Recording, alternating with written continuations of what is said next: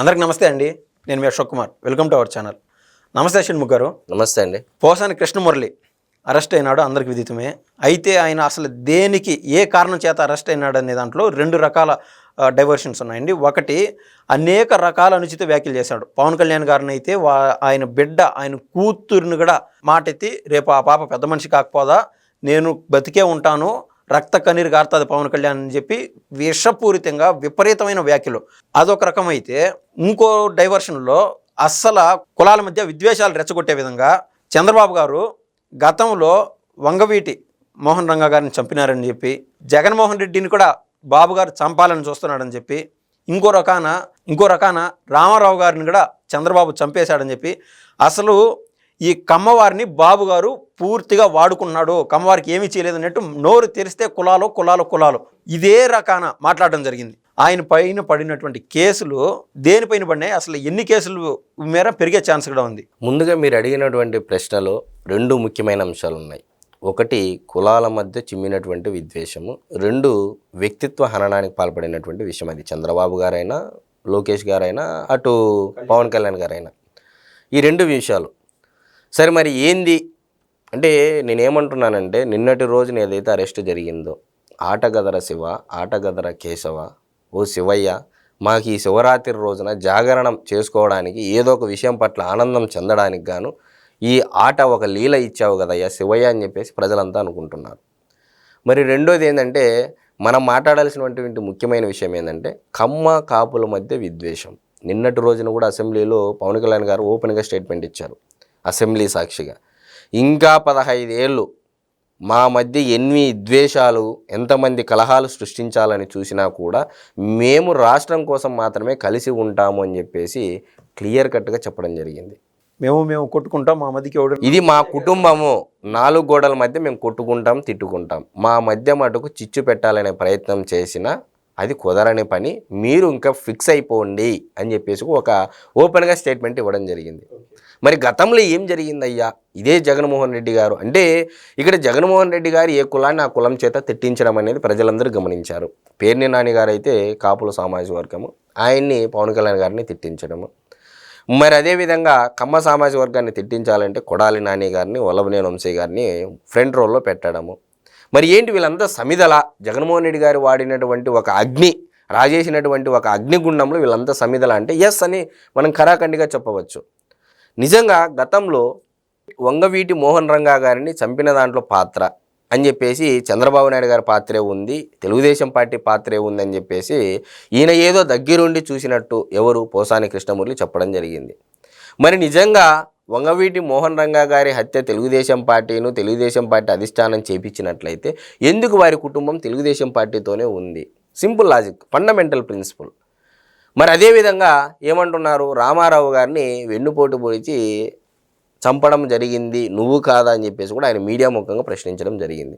మరి ఈరోజు కూడా చూసుకున్నట్లయితే రామారావు గారి యొక్క కుటుంబ సభ్యులు మొత్తం చంద్రబాబు నాయుడు గారి వెంట ఉంది. మరి వారికి లేని బాధ నీకెందుకు వచ్చింది? ఇక్కడ ఎవరికి అర్థం కాలేదు. ఇప్పుడు కుటుంబానికి లేని బాధ, కుటుంబానికి లేని సమస్య నువ్వు ఎందుకు అంటే, ఏదో రకంగా కమ్మల మధ్య కాపుల మధ్య చిచ్చు పెట్టాలి. నాయుడు బ్రదర్స్ యునైటెడ్గా ఉంటే ఇంకా మన యొక్క ప్రాతినిధ్యం అంటే జగన్మోహన్ రెడ్డి గారు అనుకుంటూ ఉంటారు కదా, కులం చూడం, మతం చూడం, ప్రాంతం చూడమని. మరి అదే జగన్మోహన్ రెడ్డి గారు కులాన్ని అస్త్రంగా వాడారు. అంటే మామూలుగా పాశుపత అంటే అస్త్రాలు పెట్టుకొని అమ్ముల పొదిలో ఒక అస్త్రాన్ని వదులుతూ ఉంటారు యుద్ధాలు జరిగేటప్పుడు పూర్వకాలం. మీరు చెప్తా అంటే ఒక విషయం గుర్తొస్తుందండి. ఖచ్చితంగా ఆయన కులాలే వాడినాడు. ఇప్పుడు ఫస్ట్ అరెస్ట్ అయింది ఎవర్రా అంటే బోర్గడ్డ అనిలు. ఖచ్చితంగా దళిత కులం వ్యక్తిని రోడ్లపైకి ఇష్టానుసారం అచ్చొచ్చిన ఆంబోతాలో వదిలేశాడు. అందువల్లనే కదా ఆయన ఈరోజు జైల్లో మగ్గుతున్నాడు. అదే కులాలు అవన్నీ చూడకుండా ఎవరి పని వాళ్ళు చేసుకుంటా ఉంటే బోర్గడ్డ అనిల్కి ఈ పరిస్థితి వచ్చేది కాదు. మీరు అన్నట్టు కులం చూడం, మతం చూడం, ప్రాంతం చూడం. మరి ఏ కులాన్ని ఆ కులం చేత ఇదే బోరుగడ్డ అనిల్ కుమార్ని, వర్రా రవీందర్ రెడ్డిని సోషల్ మీడియా వేదికగా, తర్వాత నందిగాం సురేష్, వీళ్ళంతా ఏంటంటే గ్రాడ్యుయేట్ ఎమ్మెల్సీ ఎన్నికల్లో కూడా ఓటు వేయడానికి అర్హత లేని వాళ్ళే అండి వీళ్ళంతా. ఆల్మోస్ట్ ఆల్ ఇప్పుడు కూడా ఆరామస్థాన్ సర్వే కూడా ఏం చెప్తా ఉంది, ఎమ్మెల్సీ గ్రాడ్యుయేట్ ఎన్నికల్లో పోటీ చేయడానికి 95.7% ప్రజల కంటే వైఎస్ఆర్సీపీ పార్టీలో ఉన్నటువంటి జగన్మోహన్ రెడ్డి గారి అభిమానులకి ఓటు హక్కు లేదని చెప్పేసి ఆరామస్థాన్ సర్వేనే చెప్తా ఉంది. సరే, మరి ముఖ్యంగా మనం వచ్చినట్లయితే తెలుగుదేశం పార్టీ అంటే కమ్మ పార్టీనా అని చెప్పేసి చాలామంది అంటూ ఉన్నారు. మరి ఈరోజు వల్లభనేని వంశీ గారిని అరెస్ట్ చేయడం జరిగింది, పోసాని కృష్ణమూర్తి గారిని అరెస్ట్ చేయడం జరిగింది. మరి ఎక్కడ కమ్మ పార్టీ అండి తెలుగుదేశం పార్టీ? మీరన్నట్టు నిజంగా తెలుగుదేశం పార్టీ కమ్మలకి ఏదో చేస్తుంది అనుకుంటే అది వారి భ్రమ. చాలామంది ఏమనుకుంటున్నారంటే చంద్రబాబు నాయుడు గారికి కులం ఆపాదించాలా, అతన్ని టార్గెట్ చేయాలి అంటే ఏ ప్రాతిపదికన కూడా మనం టార్గెట్ చేయలేము, ఏ ప్రాతిపదికన కూడా మనం అతన్ని ఢీకొనలేము రాజకీయంగా అని చెప్పేసి తెలుసుకున్న వారు వ్యక్తిత్వ హననానికి పాల్పడడం జరిగింది. ఆల్రెడీ కృష్ణా గుంటూరు జిల్లాలకు సంబంధించిన కమ్మ సంఘంలోని పెద్ద పెద్ద నాయకుల్ని పోసాని కృష్ణమూర్తి గారు సంప్రదించడం జరిగింది. అయ్యా నాకు ఈ అరెస్ట్ని ఆపేట్టుగా చూడండి అని చెప్పి. కానీ వాళ్ళు కూడా విముఖత చూపించినట్టు. ఇప్పుడు కర్మకు ప్రతిఫలం తప్పదండి. అవశ్యం అనుభోక్తవ్యం కృతం కర్మ శుభాశుభం అని చెప్పేసి కూడా చాలామంది పెద్దలు కూడా చెప్పున్నారు. నేను చెప్పేటువంటి మాట కాదు. అంటే 1000 ఆవులు ఉన్నాయి, 1000 దూడలు ఉన్నాయి, కట్లు విప్పేస్తే దూడలకి కరెక్ట్గా ఆ దూడ అనేది తన తల్లి దగ్గరికి వెళ్ళి ఎలా ఆగుతాదో మనం చేసేటువంటి కర్మ ఖచ్చితంగా అలానే వస్తుందని చెప్పేసి కూడా చాలామంది పెద్దలు చెప్పడం జరిగింది. మనలాంటి వాళ్ళం కూడా వినడం జరిగింది. మరి నిజంగా కులాల మధ్య విద్వేషము గత 5 ఏళ్ల పరిపాలన కాలంలో ఏ విధంగా జరిగిందంటే ఒక పోసాని కృష్ణమూర్తి అనేటువంటి వ్యక్తిని ఒక ఉదాహరణగా తార్కాణంగా చెప్పవచ్చు. మరి ఎన్ని వ్యాఖ్యలు చేయాలో మొత్తం అన్ని వ్యాఖ్యలు చేశారు. కేవలం AP film development corporation chairman ఒక పదవి కోసము ఇంత నీచ స్థాయికి దిగజారడం జరిగింది. మరి ఇదే ఆంధ్రప్రదేశ్ ప్రజలకు కానీ ఇదే చంద్రబాబు నాయుడు గారికి కానీ ఆ రోజు మీరు బహిరంగ లేఖ రాసి అయ్యా నేను ఆర్థిక ఇబ్బందుల్లో ఉన్నాను, నాకు ఆస్తుల పిచ్చి ఉంది, నాకు డబ్బు పిచ్చి ఉంది, నేను బతకలేని పరిస్థితుల్లో ఉన్నాను, మీరు దయ ఉంచి నాకు ఏదైనా చేయగలిగితే అని చెప్పేసి ఇంటర్నల్గా ఎవరిదాన్ని రాయబారం పంపించుంటే తెలుగుదేశం పార్టీ సభ్యులు ఈరోజు 1 కోటి మంది పైచిలికే ఉన్నారు, సభ్యత్వాలు తీసుకున్నారు.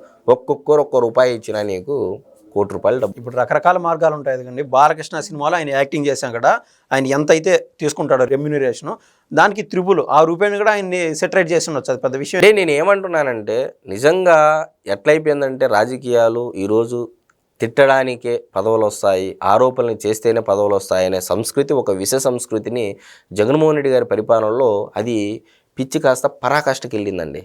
అది ఏదో మొదలుగా ఉండేది పరాకాష్ఠకు తీసుకొని పోయారు జగన్మోహన్ రెడ్డి గారు. అసలు ఇలాంటి లేఖి సంస్కృతిని ఎవరు తెచ్చారు? నిజంగా చంద్రబాబు నాయుడు గారు అలా వ్యక్తిత్వ హననం చేస్తూ ఉంటే ఎప్పుడైనా ఎంకరేజ్ చేశారా? ఇదే మహానాడులో కొంతమంది జగన్మోహన్ రెడ్డి గారిని ఉద్దేశించి మాట్లాడుతూ ఉంటే ఆపమ్మ, వ్యక్తిగతంగా పోవద్దు, ఏమున్నా పాలసీలు విధి విధానపరమైన నిర్ణయాల మీద మాత్రమే మాట్లాడండి, దయ ఉంచి ఇలాంటి వ్యక్తిత్వ హననానికి పోల్పడుంది, అది మన సంస్కృతి కాదు, తెలుగుదేశం పార్టీ అంటే ఒక డిసిప్లైన్ ఉంటుంది, ఒక క్రమశిక్షణ ఉంటుంది అని చెప్పేసి కూడా చెప్పడం. బాబు గారితో సమానమైన సమవుజ్జి రాజకీయాల్లో జేసీ దివాకర్ రెడ్డి సైతం అక్కడ మాట్లాడేటప్పుడు 8 సార్లు ఎమ్మెల్యేగా నెగ్గినాడు జేసీ దివాకర్ రెడ్డి. ఆయన మాట్లాడుతూ ఉన్నా కూడా మైకు తీసుకున్న దాఖలాలు ఉన్నాయి. బాబు గారు మాట్లాడనివ్వలేదండి స్టేజ్ల పైన. అంటే నేను ఏమంటున్నానంటే వ్యక్తిత్వ నిజంగా అలాంటి నాయకుడు ఉండాలండి. ఎందుకు నేను అంటున్నానంటే జగన్మోహన్ రెడ్డి గారు కూడా ఇంకా మారాలి. మీరు అదే తిట్లను, అదే వ్యక్తిత్వ హననాన్ని అదే సోషల్ మీడియా వేదికగా చేసుకొని ఎవరైతే మీరు ఆరోపిస్తున్నారో చేయడం వల్ల ప్రజల్లో మీకున్నటువంటి చులకన భావం పెరుగుతుందే తప్ప, ఒక కమెడియన్గా మీ పార్టీ మారుతుందే తప్ప మీరు పొందేటువంటి లాభం ఏంటి? ఈరోజు మాస్ ఎలివేషన్లు ఇచ్చుకుంటున్నారు, సింగిల్గా ఢీకొన్నారు సోనియా గాంధీ గారిని, లేకపోతే ఇంకోటో ఎనీహౌ అది మీ వ్యక్తిగత పార్టీ నిర్ణయం, నేను కాదనను. కానీ ఈ విధంగా అవతలి వారి యొక్క సొంత చెల్లెలైనటువంటి షర్మిలా గారి మీద కూడా నీచమైనటువంటి కామెంట్లు చేసినటువంటి పరిస్థితి. అంటే ఏ స్థాయికి మనం వెళ్తూ ఉన్నాము? నిజంగా మనకు అధికారమే పరమావధి అనే ఆలోచన ధోరణి అనేది జగన్మోహన్ రెడ్డి గారికి ఉంది అని చెప్పేసి ప్రజలు ఈరోజు పోసాని కృష్ణమూర్తి గారి వేదిక స్పష్టంగా అర్థమవుతూ ఉంది. మరి ఏం చెప్తారు సమాధానం ఈరోజు? అటు వల్లభనేని వంశీ అరెస్ట్ కావచ్చు, అంతకుముందు బోరగడ్డ అనిల్ కావచ్చు, నందిగం సురేష్ కావచ్చు, ఎందుకంటే తీవ్ర వ్యాఖ్యలు చేసిన వాళ్ళు. అదే కోవలో పోసాని కృష్ణమూర్తి గారు. ఈ విషయం అంతా ఒకసారి పరిశీలించి చూస్తే రెడ్ బుక్ రాజ్యాంగం, వైసీపీ వాళ్ళు అన్నట్లే రెడ్ బుక్ రాజ్యాంగం అమలవుతుంది అని మనం చెప్పగలమా? దాంట్లో ఒక పేజీ చిరిగినట్లే నాకైతే కనిపిస్తుంది. ఇక్కడ రెడ్ బుక్ రాజ్యాంగం అంటే క్లియర్ కట్గా లోకేష్ గారు ఇప్పుడు ఒక 10 నుంచి 15 సార్లు చెప్పే ఉంటారు. మీడియా ముందు కూడా చెప్పడం జరిగింది. చట్టబద్ధంగా రాజ్యాంగబద్ధంగా ఎవరైతే అధికారులు చట్టాన్ని ఉల్లంఘించారో, అటు ఎవరైతే కొత్త సంస్కృతిని తీసుకొచ్చారో, లేకపోతే కార్యకర్తలను ఇబ్బంది పెట్టారో వీళ్ళందరినీ ఎవరిని వదిలే ప్రసక్తే లేదు. ఒక అడుగు అటు ఇటు లేటు కావచ్చు కానీ శిక్షలు పడటం మటుకు మాత్రం పక్కా అని కూడా ఆయన స్పష్టంగా చెప్పడం జరిగింది. ఇప్పుడు నిజంగా అట్లా అరెస్టులు చేసుకుంటూ పోవాలనుకుంటే రాష్ట్రం మొత్తం మీద సగానికి సగం వైఎస్ఆర్సీపీ సోషల్ మీడియాని జైల్లో ఉంచాలి. దానివల్ల లాభం ఏంది? అదే జగన్మోహన్ రెడ్డి గారి యొక్క సోషల్ మీడియా ఏదైతే ఉందో వారికి ఒక ఛాన్స్, అంటే నేనేమంటున్నా అంటే మారడానికి రాజకీయంగా తెలుగుదేశం పార్టీ ఈ విధంగా పలాని యొక్క కమ్యూనిటీకి ఈ విధంగా అభివృద్ధి చేయలేదు, ఇది చేయలేదు, ఈ పాలసీల వల్ల ప్రజలకు ఈ విధంగా ఇబ్బంది కలుగుతూ ఉందని ఇదే అసెంబ్లీ సాక్షిగా వచ్చి మాట్లాడమనండి జగన్మోహన్ రెడ్డి గారిని. ప్రజలు ఎందుకు ఆదరించారు? గతంలో ఇదే జగన్మోహన్ రెడ్డి గారు అసెంబ్లీలో ప్రతిపక్ష హోదా మైక్ ఇస్తేనని. నిజంగా మీరు మాట్లాడాలనుకుంటే చంద్రబాబు నాయుడు గారు ఇవ్వరు అనుకుంటున్నారా మైకు? అంటే వారికి సమాధానం లేని చెప్పలేని పరిస్థితులు, అంటే వారికి నథింగ్ బట్ 164 నియోజకవర్గాల వారికి సమాధానం చెప్పలేని పరిస్థితులు ఈరోజు జగన్మోహన్ రెడ్డి గారు ఉన్నారని భావించాల్సి ఉంటుంది. అంటే నేనేమంటున్నానంటే ఫైనల్గా మీరు సాధించింది ఏముంది? మీ కార్యకర్తలకి న్యాయం చేయలేకపోయారు, చెల్లికి న్యాయం చేయలేకపోయారు, తల్లికి న్యాయం చేయలేకపోయారు. పోనీ ఎవరికన్నా కార్యకర్తలు ఈరోజు మేము కాంట్రాక్ట్ బిల్లులు చేసుకున్నాము మాకని చెప్పేసి మీరు తాడేపల్లికి పోతే ధర్నా చేస్తున్నారు, పులివెందులకు పోతే ధర్నా చేస్తున్నారు, బెంగళూరు యలంక ప్యాలెస్కి పోతే ధర్నా చేస్తున్నారు. అంటే మీరు ఎవరికి న్యాయం చేశారు?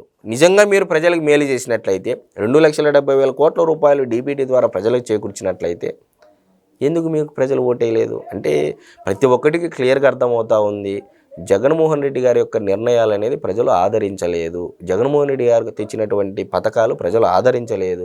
మరి ఏ విధంగా ఇంకా దానిని మనం సమర్థించుకోవడం? తోపుదుర్తి ప్రకాష్ రెడ్డి గారు కూడా ఇదే పోసాని కృష్ణమూర్తి గారిని కూడా సమర్థించడం జరిగింది. ఆయన బాగా మాట్లాడతాడు, మంచిగా మాట్లాడతాడని చెప్పేసి. అంటే క్లియర్ కట్గా వాళ్ళు ఇంటెన్షనల్గా ఒక కులాన్ని ఆ కులం చేత తిట్టించడం అనేది స్పష్టంగా అర్థమవుతాం. ఒక దొంగకి ఇంకొక దొంగ సర్టిఫికేట్ ఎలా ఇవ్వగలుగుతారులేండి? తోపుదుర్తి ప్రకాష్ రెడ్డి వాళ్ళ అన్న తోపుదుర్తి చంద్రశేఖర్ రెడ్డి ఆయన కూడా నాకు ఒక 10-15 నిమిషాలు జగన్మోహన్ రెడ్డి గారు కనుసైగ చేస్తే అబ్బా కొడుకుని ఇద్దరిని లేపేస్తా అని బాబు గారిని, లోకేష్ గారిని. ఇక్కడ వారికి అదే అవయవాలే ఉన్నాయి, అదే శరీరమే ఉంది.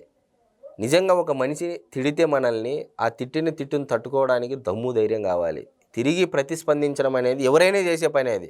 కానీ నువ్వు తిట్టును తట్టుకోవడానికి దమ్ము ధైర్యం కావాలా, ఓపికగా ఉండాలా, సంయమనం పాటించాలి. అప్పుడే రాజకీయాల్లో ప్రజలకు మనం ఇచ్చేటువంటి మెసేజ్ చేరుతుంది. కానీ ప్రతిదానికి రంకెలేస్తూ కాలు దువ్వుకోవడం అనేది చాలా ముందు తరాలకి ఇది ఒక మెసేజ్ వెళ్తుంది. చంద్రబాబు నాయుడు గారు ఎప్పుడు అలా పోలేదండి. నిజంగా అలా చేయాలనుకుంటే పరిటాల రవీంద్ర గారిని ఒక ఆదరిస్తే, లేకపోతే పరిటాల శ్రీరామ్ గారునో, లేకపోతే పరిటాల సునీతమ్మ గారు ఇదే మంగళగిరి తెలుగుదేశం పార్టీ ఆఫీస్ పైన దాడి జరిగినప్పుడు ఆయన స్పష్టంగా చెప్పడం జరిగింది, సార్ మీరు 1 గంట టైం ఇండి అన్నారు, రాష్ట్రం మొత్తం ఎక్కడెక్కడ కూర్చోబెడతామన్నారు. అంటే ఇది మన నిజంగా వాళ్ళకి ఇచ్చారా ఈరోజు? పరిటాల సునీతమ్మ గారు కానీ పరిటాల శ్రీరామ్ గారు. అది ఎలా అవుతుందండి? బద్ధ శత్రువులు పరిటాల కుటుంబం, అటు జేసీ కుటుంబం. ఈ రోజున పరిటాల వాళ్ళు స్నేహితులు అయినారు ఇప్పుడున్నటువంటి జనరేషన్ వారసులు. పచ్చగడ్డి వేస్తే బొగ్గుమన్న కుటుంబాల మధ్య కూడా చూడడానికి మంచి వాతావరణం తెచ్చినటువంటి చంద్రబాబు నాయుడు గారిని మనం సమర్థించాలనా?